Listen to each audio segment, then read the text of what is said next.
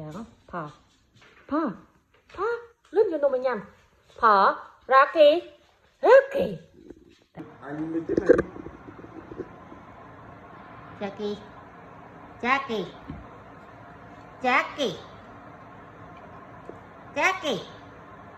Jackie mưa sao cái tầng quỳ chân quá dạ mẹ nó Vâng, xin chào.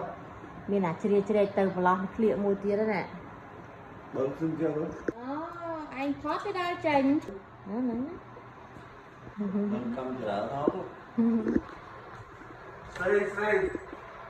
say cheese Rocky Jackie say cheese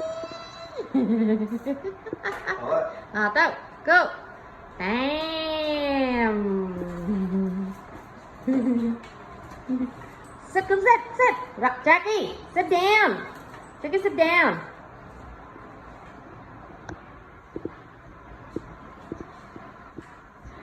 này vậy nè